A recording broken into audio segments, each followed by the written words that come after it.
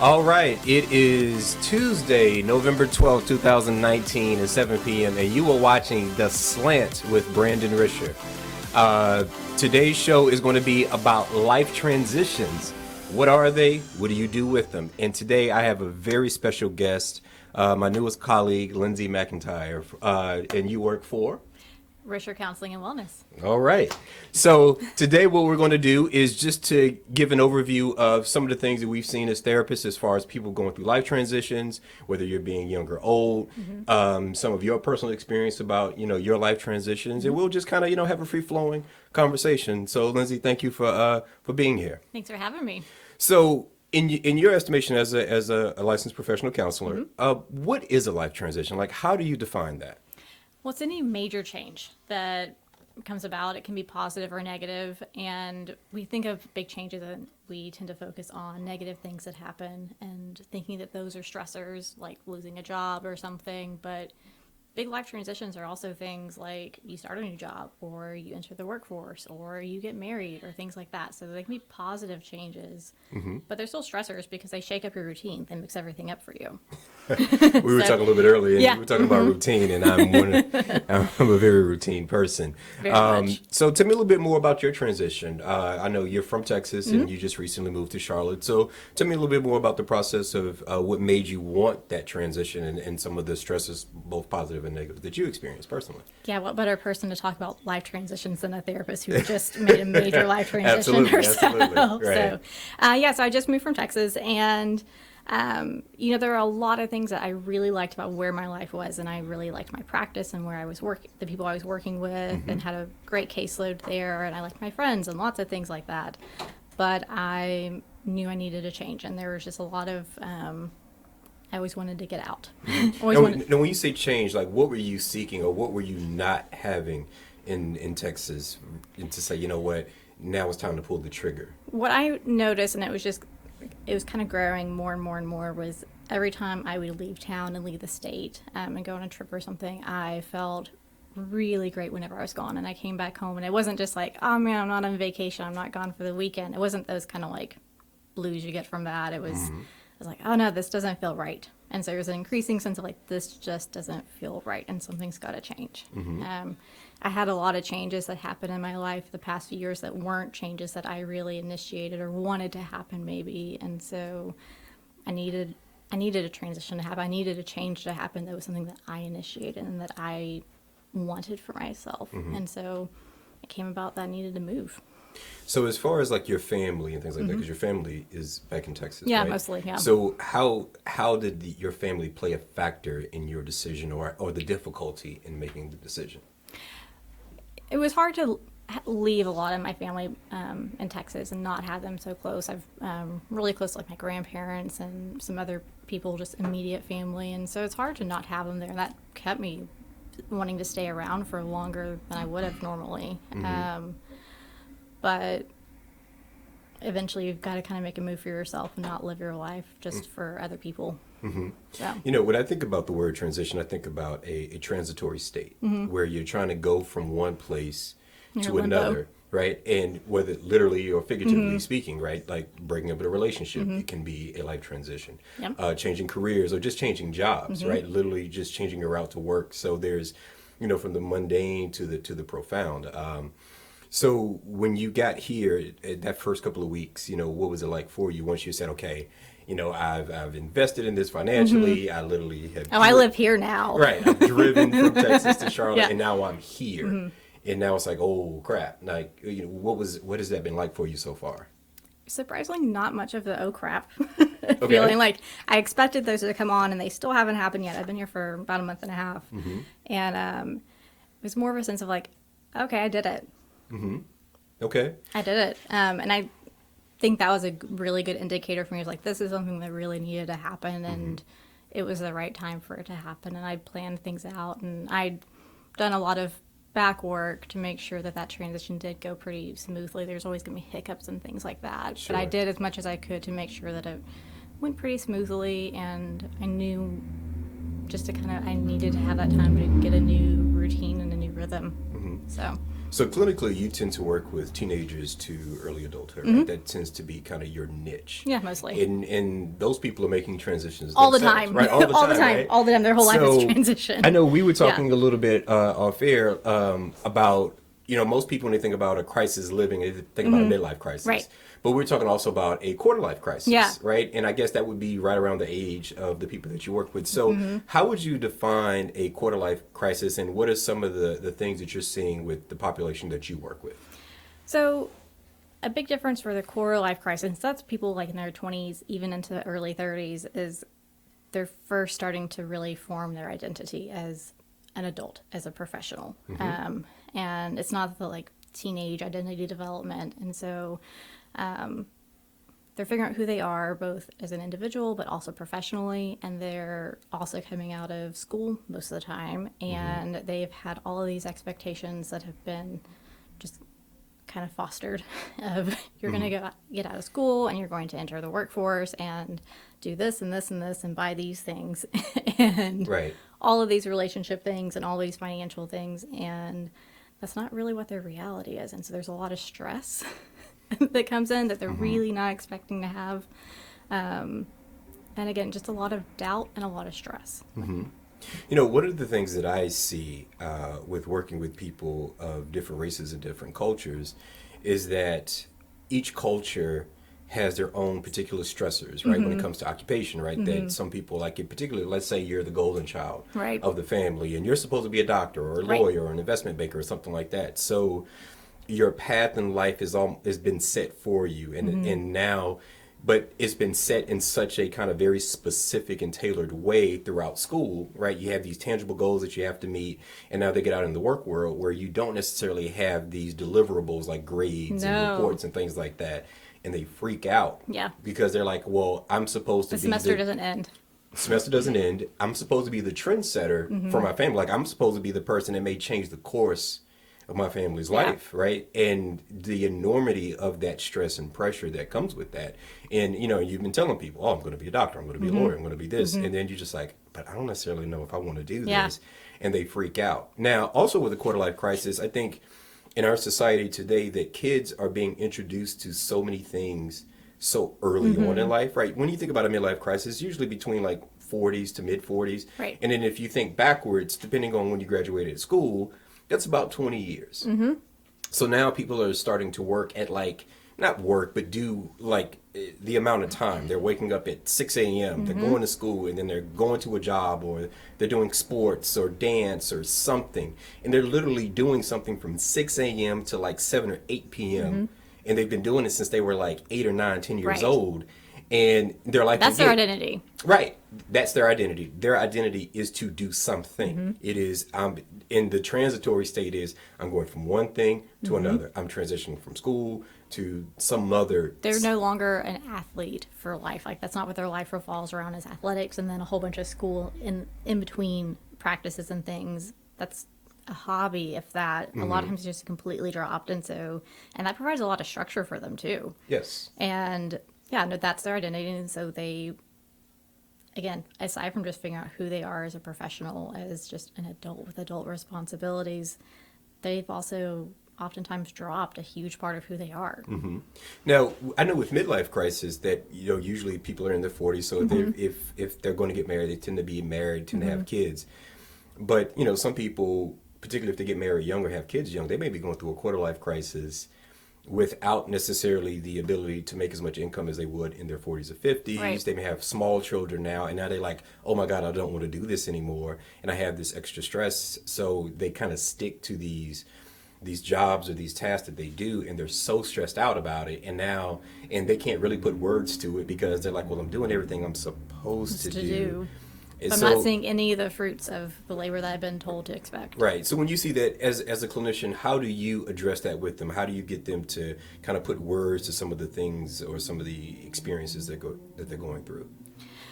A lot of times it starts with getting clients to just sit still and focus on their body and their feelings, and just actually sit with that and be still, because if they have all those things going on that you just talked about, they're waking up in the morning and they're getting themselves ready and their kids ready for school and for work, and they're going to work and working like 9 hours, and they get off and it's kids and house stuff and all of these errands and things, and then maybe they're like collapsing on the couch for an hour or something to watch TV, and then they're going to bed. And then they're getting up. And so when are they ever present with that? And so oftentimes the people will sit and actually pay attention and find somewhere to look at a feelings wheel.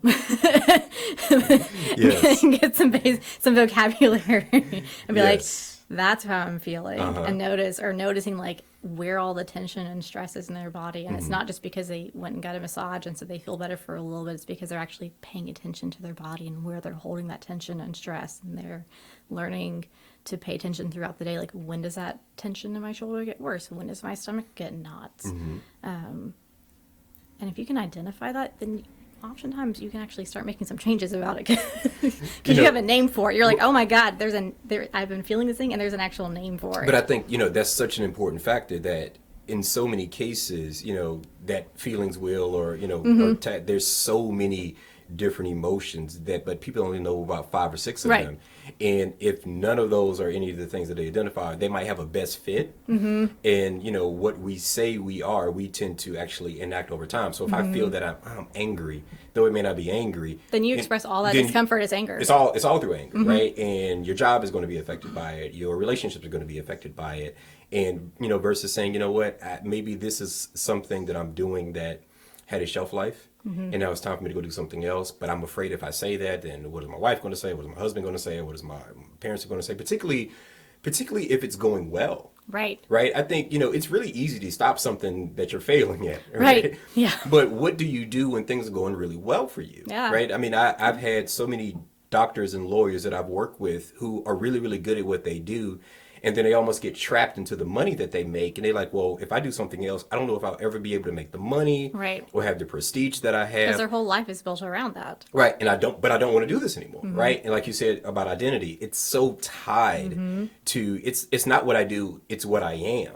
And in the midlife crisis, they're no longer like building up into their career. Like, they've kind of reached that point when they're like in that pinnacle that you can kind of exist in for the next 20 years or so until you retire. But they reach that point, there's no, again, upward momentum, and they're like, I'm here, I've achieved this, and I don't like it. Right. And then they have another 20 years left in their career. Well, because I think part of it is such, they have such a high standard of what they think it's going to be, and then they get there, and they're just like, oh, okay, I mean, I still got to do all the same things that I did before. I may have a little bit more prestige or, whatever it may be, but at the end of the day, I still got to do all the things. When I work with some professional athletes and they retire, particularly with football, like, football is 4 or 5 years. And if you're really, really good, maybe 10, right? So you're still retiring in your early 30s. And more often than not, you're not retiring on your own volition. You're retiring because you're hurt. Or just somebody just has, Corona 40 faster than you all of a sudden. And now the thing that you've done so singularly your whole life. Since they were 8 or 9. And that you've got the spoils of it, right? Free education, scholarships, hundreds of thousands to millions of dollars. And all of a sudden one day you wake up and it's like, oh shit, what do I do now? Yeah. And then it's helping them kind of build, well, you were that, right? And, not trying to take that away from their identity, but saying that, but, you have another 40, 50 years potentially. And so what else do you want to be? So, so when you're working with people, like, how do you get people to kind of separate who they are from what they do? Like, what is that process like for you? A lot of times it's some homework of writing out. There's different kind of like art exercises and stuff I make them do, which is always really fun to make people do art because they get very uncomfortable. Yes, they do. Yes, they do. And they do really good work. And they're like, oh, I'm mad you made me do that, but I get why. And so, but writing out like the definition of themselves, and none of it can be work related. Now, it has to be who they are as a person, what things they do, things that are not their job, not whatever that thing is. But I think, and I do that as well. I think in addition to that, but what are the things that they want to do? I think some people get, particularly when people whose lives have been planned out, it's like plan and implement, right? It's that measure 10 times and cut once type of, and that's the way they view the world. And I'll say, there's certain things you don't have to do that. Sometimes your success allows you to test things out in a way that you wouldn't, if you didn't have as much money or you didn't have as much freedom, like, something as simple as, well, do you want to cook? Well, I don't know. We'll try. Yeah. Test it out. And if you don't like it, fine. And if you don't like it, you may have wasted $100. Okay, so be it, right? You test it out. And I think some people want to know so bad that they get caught into, well, because I don't know, the inertia kind of kicks in and they just continue on the path because the fear of that unknown, of doing something different, is so real and so omnipresent for them, again, particularly if they're successful at it. I know this devil, the devil don't like me and I don't like it, but damn it, we just have this codependent relationship and we're just going to continue to do this, forever. And then, but they're slowly like dying inside. Like you can just see it and you can hear it, where if they talk about something, usually when I hear people tell stories, and that's why I love stories, it's because stories will give you an indication of what they love, what they like to do. So I'll say, tell me about a time, tell me a good story about a vacation or something like that, or just something that goes on locally. And it's like, oh man, when I'm at the ball game and I like blah, blah, blah. It's like, well, why don't you just maybe look at a season ticket package or something like that? And it's like, why would I do that? Well, because you love to play to watch basketball, and that could be something different to do, but it is, as long as they're kind of locked into, I know I want to do something different. I'm afraid to do something, and then they're almost paralyzed. It's, they have that fight or flight. I say, fight or flight or paralyzation, right? And, it's, or they freeze and they're just not doing anything for life. At all, kind of like, at all, right? And they're just kind of waiting for life to kind of pass them by, and it's like, or maybe I can wait this out until I die or something like that, and they're dying inside. So let's go on a little bit. So so we can talk about just that for a long time. Yes. So what are some of the things that you feel that really helps you? Like you said, some art therapy kind of works. What are some other things that you like to do to help people, who want or who are experiencing a transition? Well, I like just with clients in general, one thing I always start off with is I look at what their current coping skills are. Like, what are the things they're doing to just deal with the crap that's going on? And I really like to figure out what are their unhealthy coping skills that they're living in. And so sometimes it's a thing where they are, like, how are they just letting themselves blank out from the world and just zone everything out? And because oftentimes people are doing that way too much. It's one thing to take like 30 minutes to just like have peace and quiet and calm your mind. It's another thing to like get home from work and you sit on the couch and you are on the couch for the next 4 hours and you do that every single night because you're so overwhelmed by things. And so looking like, what are those unhealthy things you're doing to cope? Because people are justifying it's like, oh, this is my self-care time. It's like, it's no longer self-care if it's actually like having negative impacts on you. That's just being by yourself. Right? That's just being by yourself. That's just like, or even just things like maybe they're going to the gym way too much and it's like, this is like too much escapism and this is not healthy. And so what are the things they're doing to cope with just these issues going on that are not healthy, and how do we change that? Because you can't go and make them dig up all of this stuff that's going on in their life and not have any like healthy coping skills to deal with it. It's not good.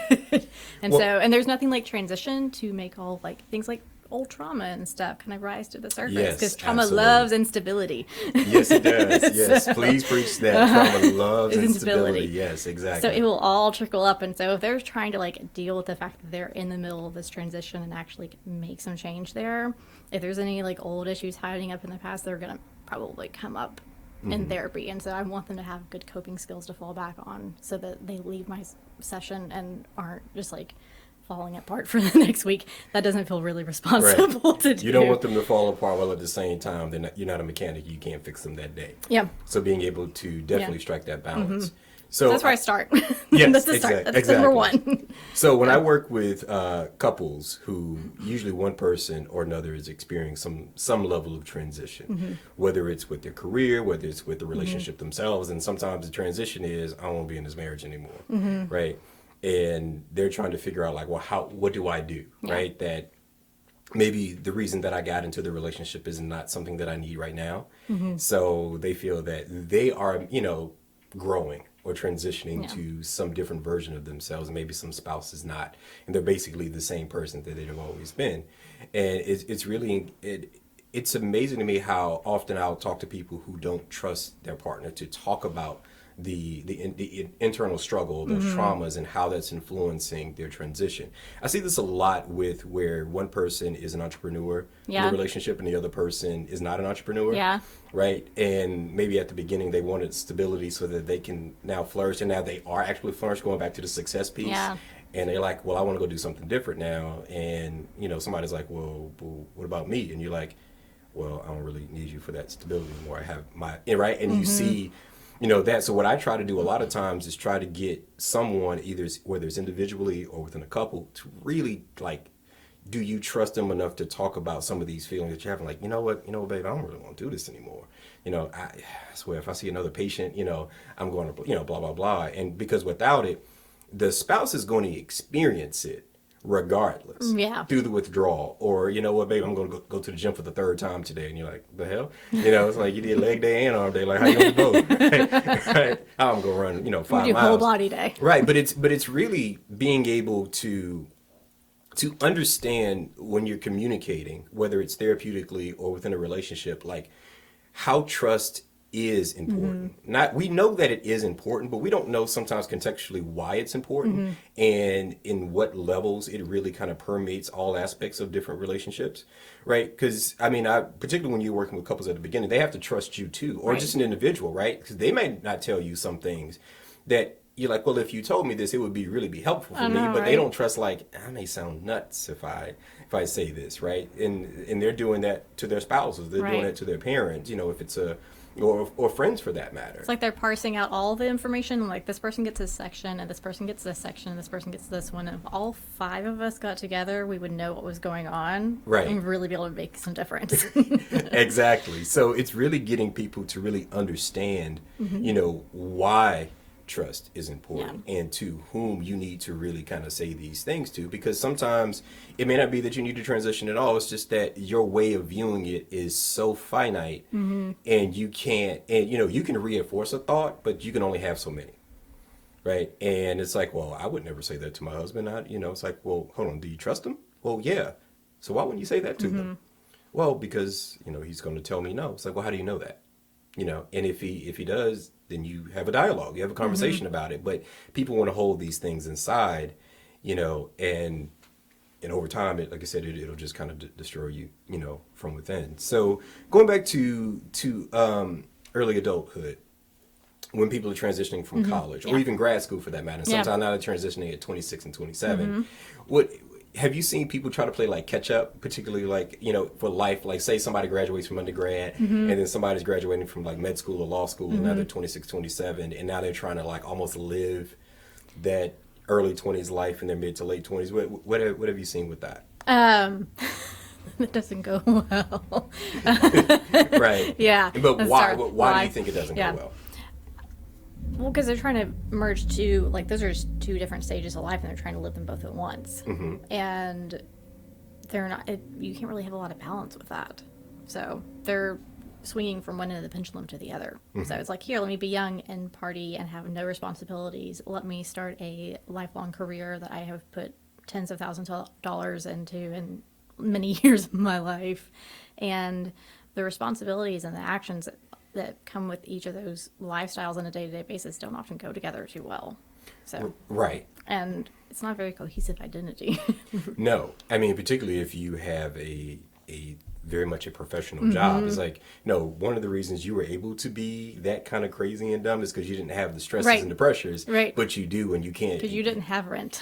Right. You can't do both at the same time. And then you also see people in their midlife crisis trying to do the same things. That old adage, the guy's going bald now, he buys a Porsche sports car. Right, or something like that, and and trying to do that. And what's interesting when I do see that is, I think if you say, well, are you trying to get your youth back? They would say no, because they're like, well, that's a silly endeavor. I'm trying to enjoy my life now. Right, exactly. I worked really hard. Now I want to start to enjoy the spoils of it. It's like, but you have 2 kids and it's a 2-seater car. Oh yeah, they're not supposed to get into it, right? Yeah. But it's interesting to see people come on the other side of the crisis. So when you see people kind of go from that quarter-life crisis to kind of getting now on the other end, what is that process like when you're helping people get from I'm in crisis to now I'm kind of over and I'm kind of settled again? What has that process been like? It's about creating a routine that actually works for them, like creating some stability and finding balance. It isn't where like they have to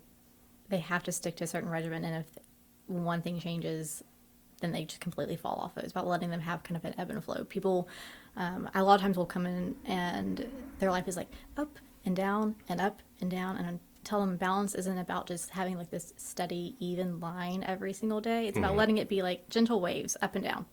Right. Gentle waves. You can handle those. If you're in the ocean and like it's just gentle waves going up and down, you can bob with that.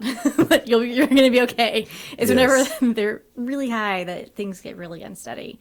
And so finding ways that they do get to relax and they do get to unwind, but they don't have consequences for relaxing and unwinding. Because sometimes they're doing that thing is like, oh, let me enjoy my time and I'm going to go out and like party all weekend.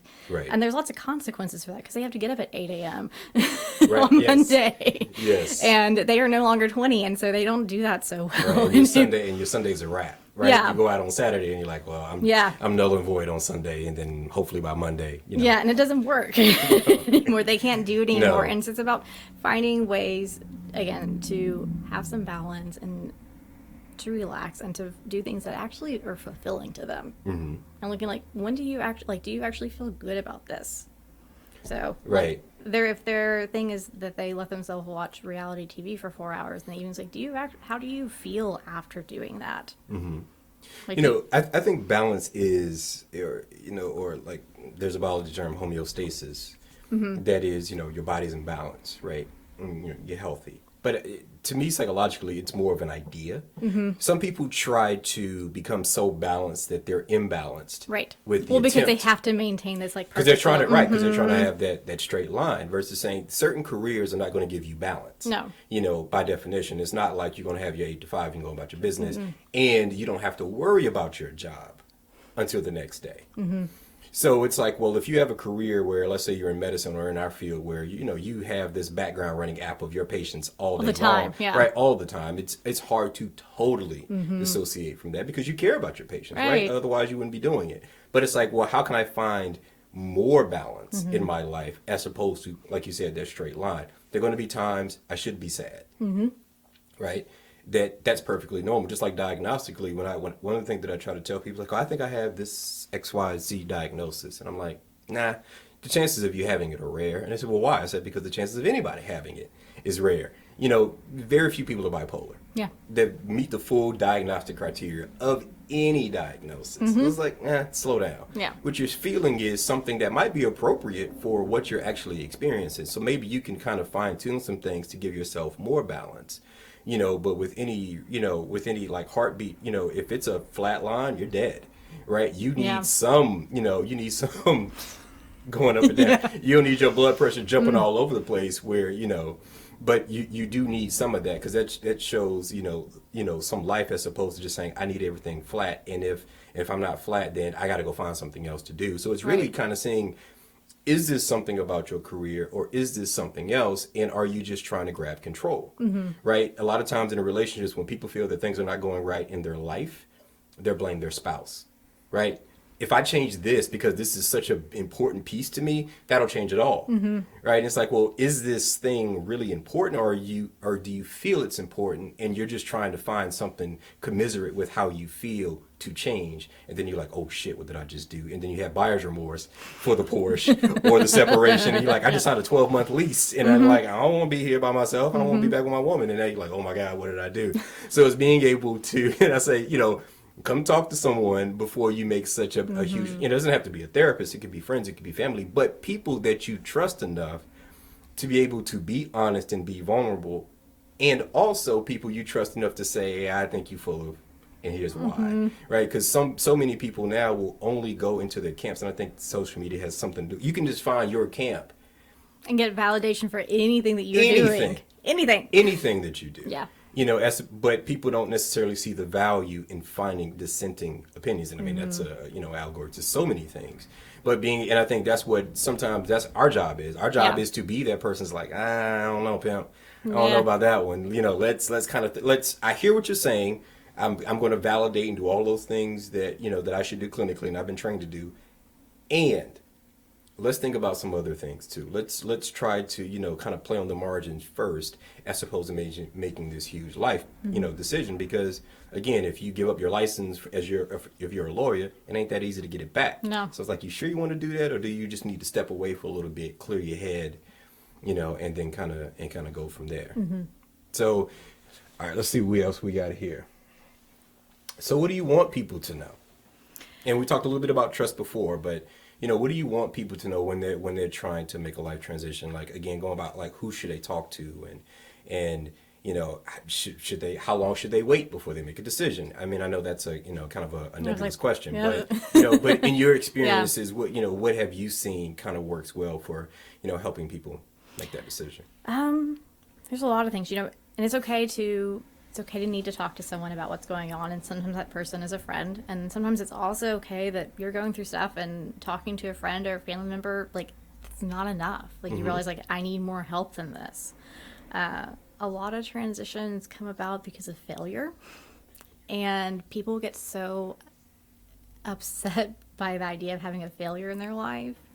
And sometimes we need failure. Like, sometimes we need to fail at something in order to make changes. We do. Yeah. Like, it probably sucks in the middle while you're going through it. Yeah. Transitions are not necessarily easy. But no, and they shouldn't be. Yeah, they're probably like, you're growing. Like, it's gonna be painful at times. But there's probably failure. I say this all the time. Either you're gonna feel pain because you grow, or you're gonna feel pain because you don't. Yeah.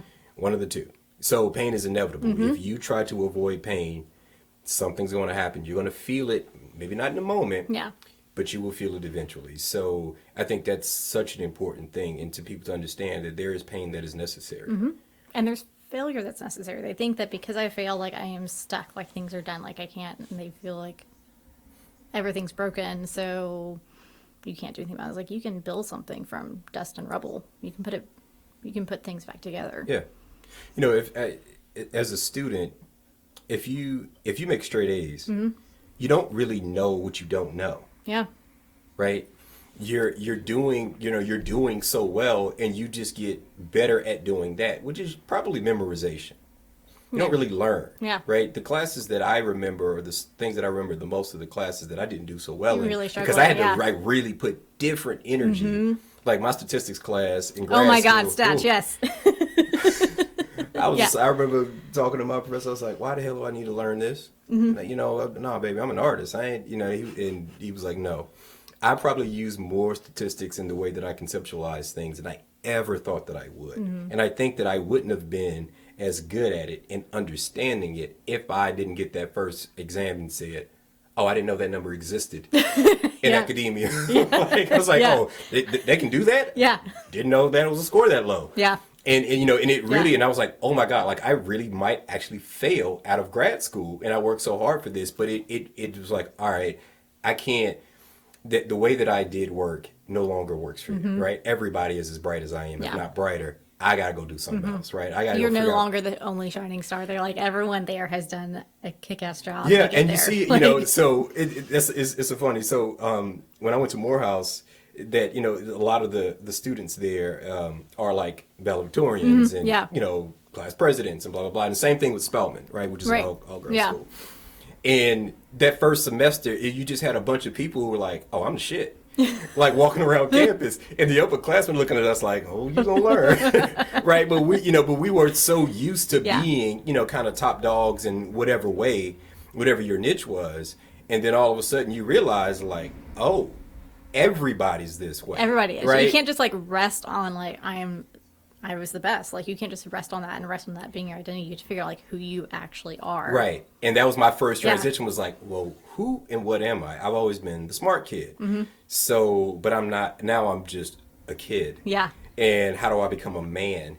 That is not, that takes the great elements of what I was, learn from the bad elements of what I was to become something.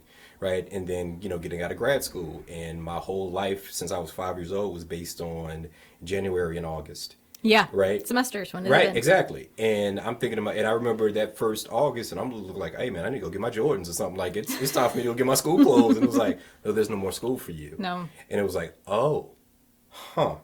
And what do I do with this? Yeah. Now it's just a hot month, and not the preparation, for this thing that I had been good at. And I was like, now I got to go find something else to be good at. Yeah. And there's no professor telling me, every couple of weeks how great I am. Yeah. You're not getting constant reinforcement. Right. And I don't know what to do with this, but finding those aspects of life. And what I usually say to people who transition is that you've had many more transitions than you ever give yourself credit for. And that's where I'm going with these stories is that if you look at your past, you're not that person. I'll have people, because in the age of social media, I have them like look at their old Facebook pictures. I'm like, are you that person? Right. Would you wear that hairstyle or those clothes? You transitioned, and usually transition was not necessarily like forced upon you. Is that you kind of looked at your surroundings and said, all right, now how do I fit into this new aspect of my life? Right. And then you adjust. And, and some people, you try to ride it out a little bit longer than probably, I'm going to hold on to this hairstyle a little bit longer than I should. And then you realize like, it's time for me to go to the barber, right, or the stylist, and you ride it out, and then you adjust accordingly. And what I try to tell people is there's certain things about the future that you could prepare for. But what you cannot know is how that's going to turn out. Yeah. So if you try to devote energy trying to know something that you cannot know, by the time you actually have to engage in something, you have no energy. And now you're just very primal. Yeah. And it's based on how you feel. This don't feel right, I'm out. And you're like, because you don't have the energy. Because, thinking takes a lot of energy, right? All we do is sit in a chair and talk to people. We use our brains all day, and it takes a lot. It takes a lot. And I think it's one of the things that people don't really understand. Like, I have people like, I can do what you do. You sit in a chair all day. And I'm like, try to think that way. Mm-hmm. Try to listen that actively over and over and over. It will take a lot out of you, but you build. Right. You build the stamina for it. You build that. But, and I'll tell you, like, look, I don't know what the session is going to be at the end. I can't know. I have no idea what you're bringing into the office. I have no idea what you're going to say to me 5 minutes from now. I don't have an idea of what I'm going to say. And I shouldn't. Because if I do, then I'm going to try to control it in a way and making it about me and not about you. And it has to always be about you. And that's what I try to tell people, like, you can't know. You can prepare for the things you can prepare for, but you cannot prepare for the process of the future. You can't. You don't know. So let's try to reappropriate that energy to something that you can actually have energy for, which is maybe finding a hobby or something like that. No matter how weird or mundane, as long as it's legal, it's not hurting anybody. Going about your business. But I think so many people want to know, because when you're a student, if the day you enter school is the day, if you do everything right, the day you graduate. Yeah. Right? It's nice and laid out there. Right. And if you get confused about it, there's like 4 different people that their job is just to like help you figure out you exactly what to do. Right. So it's really about reappropriating the energy to the right things and testing things out and having a little bit of energy to, test things out. Some people have in their budget like, I got $50 to go gamble. I'm like, if I lose it, so be it. I'm not signing over the deed to my house. But I want to test these things out. Maybe I like it and maybe I don't, or whatever it may be. It could be going to a museum. It could be, buying records because you like vinyl and you're music, whatever it is. But finding those things, because when you are making the big transitions, you need some stability and something to make those huge transitions something that's more tolerable. If you're trying to change everything, then it could be so overwhelming, and then you get paralyzed, and then you're like, well, I'm going to go back to what I know. Versus trying to do 8 or it's things. just so overwhelming you can't do it all, and then it does all crumble around because you tried to do everything all at once, and you're only one person. Going back to the quarter-life crisis thing. Yeah. So one of the things about, I think, I guess millennials and I guess younger people now, I don't think they're even millennials at this point. I think they're Gen Z or something like that. I think it's that, yeah. Okay, sure. That there was an explosion with the internet. There was an explosion of choice. You had so many options. All the time. All the time, right? At your fingertips. But you had no more of a mechanism of how to make a choice, right? It's like your parents can't teach you, now you have, as opposed to 3 deodorants, now you have 60. Well, how do I choose? Because I can only use one. Yeah. Well, I don't know. Figure it out. So you have people who get paralyzed so often because the world is so large and they don't know how to make it small. Yeah. right? That goes into relationships, that goes into their career, that goes into where they live, that goes into so many things. They don't know the structure of how to make a choice and how to test said choice and say, well, I've committed to this, so I'll do this forever. I like this food, so I'll, as much as I eat pretty much the same thing. But that's for stomach reasons, not because I'm afraid. But it's like people don't know how to make choice. So then when a big decision has to come, they have no practice in making any level of a decision, no matter how mundane it is. I mean, just think about how many times you hear somebody saying, well, what do you like to eat? I don't know. It's like, man, if you don't make a fucking choice, like, we gotta eat something. Yeah. Right? Just do something. Yeah. Like, it's not that difficult. Ooh, what would you like? It's like, I asked you the question, just, would you like a burger? Would you like pizza? What do you want? Right? And it's like, sometimes just just getting the confidence to be definitive about the small things over time, then when you have a big decision, you have the mental reps of being able to decipher, well, here are these 7 options. Here's how I eliminated 4 of them. Now I have 3 from which to choose. And I'll make a good choice versus the right choice. Right. So I want to transition. Or make the best choice I can with the information I have at the time. Exactly. Just like a relationship. Yeah. You get married, you marry the person who is, not the person who's going to be. And when people get divorced, the person that you married is not the person that you divorced. Nope. There's some differences, and that's okay. But if you don't transition with them, you will have that, that discord. So I think now the right choice and a good choice, I think, is an interesting dynamic when it comes to whether somebody pulls the trigger and being able to transition. Like, the way that I look at the right choice is it's kind of concrete. It's either I do this and that's right, and if I don't do that, this is wrong, and there are no other options in between, right? Very abstract. Either I eat or I don't. I sleep or I don't, right? And while most choices in life, beyond the kind of lower level hierarchy of needs stuff, is more abstract, right? They're good choices, they're bad choices, they're better choices, right? But there might be 10 good choices. Right. Right? I think I said on the previous podcast, I told my friend, I was like, he was like, I think I married the right woman. I was like, no, you married a good one. And I said, I trust your decision making, so you would have married a good woman regardless because you're good at making decisions. There is no right or wrong. Just because it turned out well doesn't mean it's right. Right. It was a good decision. And there's several good decisions as long as you have a good structure of how to make good decisions. The chances of you making good ones will be higher, and the chances of making bad ones will be lower. But some people want to, like, I want the right one. Is this the right thing to do? And more often than not, They need absolutes. You're like, I don't know. And well, how would I know? I don't know. I can't know if it's wrong. You're not a fortune teller. No. If I was, I'd be a really wealthy person right now. Oh, yeah, and I wouldn't be doing this. I know, I'd be on right? somebody's beach somewhere, Right? chilling, and somebody calling like Miss Cleo or something like that. Should I divorce my husband? Sure. Cool. All right. Now, did you pay? But yeah, I think it's being able to help people kind of temper, these very high and almost unrealistic expectations of what it means to make the right choice versus the wrong one versus a good choice or other, right? Like when you interview, if you're, like when we interview, I mean, I wasn't there physically, but when we interviewed, all the people that we interviewed were qualified. Right. So the qualifications was not anything that I was seeking. Right. When we were, looking to hire you, it was, are they going to fit? Are they going to fit with the ethos of what we're trying to do? Do I mind going to lunch with her? Right? I mean, our offices are really like next door to each other. Yeah. So it's like, do I mind seeing this person every day? Yeah. So it was a good choice. And so far it's been a great choice. Thank you. Right? And hell, 2 years from now, it may not necessarily be. But you know what? Up until that time that it becomes bad, it's been good. Yeah.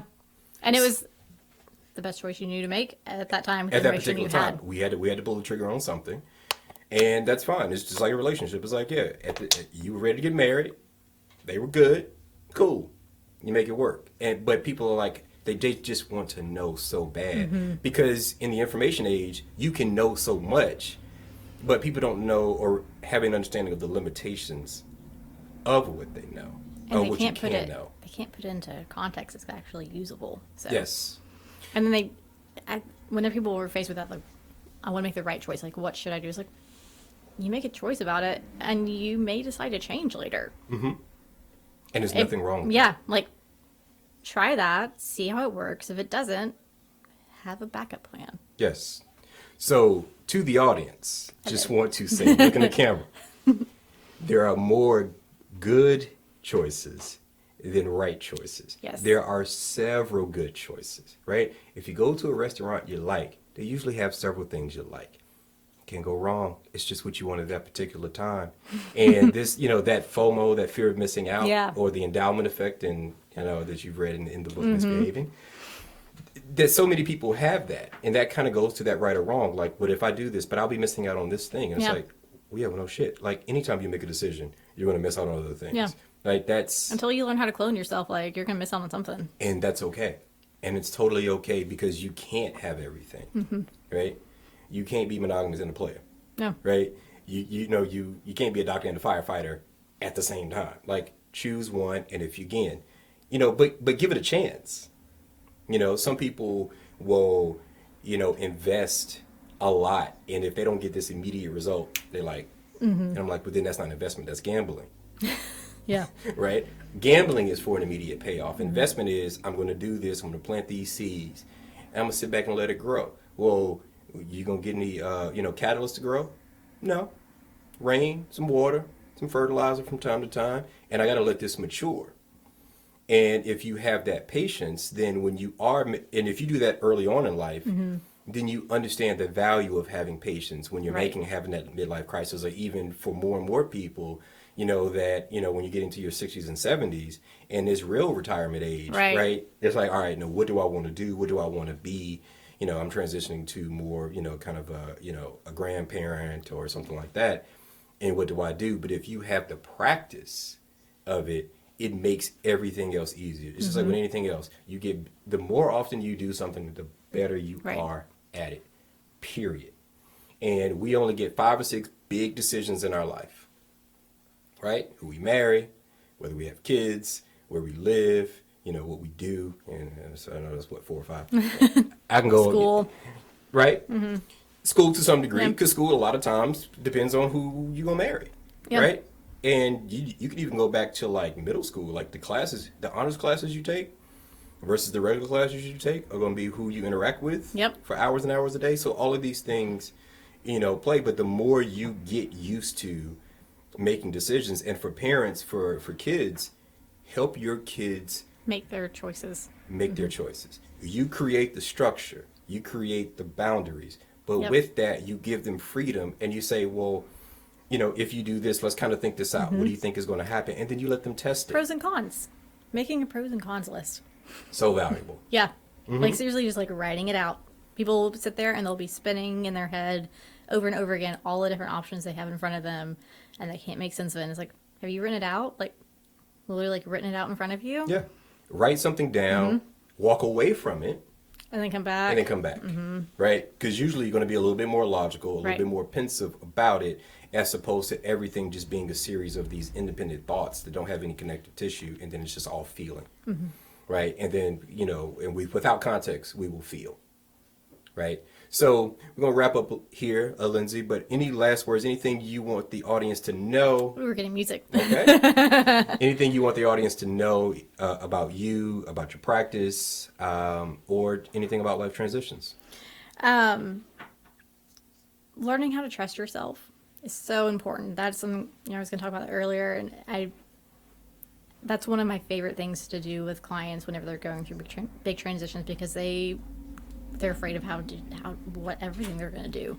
And so teaching them to trust themselves and listen and to have some faith in themselves is just, it's a really fantastic process. And it's really great to get to see the outcomes of that, because then they grow. That's something I love getting to do with clients whenever, again, that younger population that I work with, because oftentimes they haven't really had the chance to do that. And they don't know how to do it. And so it's a huge skill that they've kind of missed out on. But I don't know about me. What do they need to know about me? Well, that you are a licensed practicing counselor in Charlotte, North Carolina, working from late teens to early to mid-20s adults. Mid-20s, later, yeah. Yep. And she is excellent. Work with trauma, anxiety, eating disorders, and with gender and sexuality primarily. So she has a wide range of skills, and she's great. And this is The Slant with Brandon Risher. We're going to wrap up here. Thanks, everyone. Thank you, Steve, again, the man who owns this building. And we'll see you next time. Thank you. Take it easy.